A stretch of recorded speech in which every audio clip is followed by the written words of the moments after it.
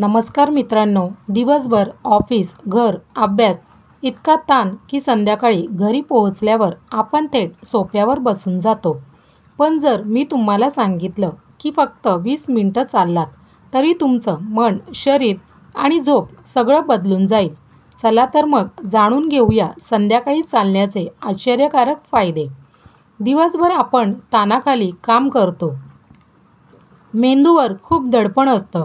संध्याकाळी चालायला गेल्यावर श्वासोच्छवास वेगवान होतो. फुफ्फुस जास्त ऑक्सिजन घेतात आणि त्यामुळे शरीराला फ्रेश एनर्जी मिळते. हळूहळू थकवा, ताण, चिडचिड दूर होऊन जाते. त्यामुळे मन हलकं वाटतं. रात्रीचं जेवण केल्यानंतर लगेच झोपणं पचनासाठी हानिकारक असतं. त्याऐवजी 15 ते 20 मिनिटं संध्याकाळी चालल्याने पचनक्रिया सक्रिय राहते. अन्न नीट पचतं, जडपणा कमी होतो आणि ॲसिडिटी, गॅस यांसारख्या त्रासापासूनही बचाव होतो.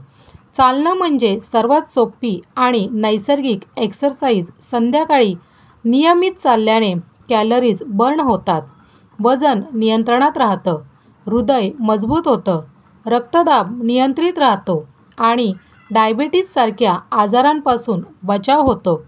तुम्ही जर जिमला जाऊ शकत नसाल तरी काही हरकत नाही.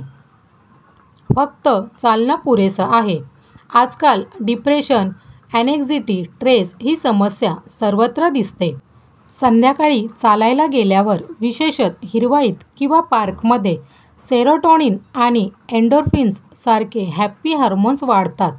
यामुळे मन प्रसन्न राहतं, आत्मविश्वास वाढतो आणि झोप देखील गाढ लागते. जर तुम्ही कुटुंबासोबत, मित्रासोबत वॉक केला तर संवाद वाढतो, बॉन्डिंग मजबूत होते. आजच्या व्यस्त जीवनशैलीत एकत्र क्वालिटी टाईम घालवण्याची ही एक उत्तम संधी आहे.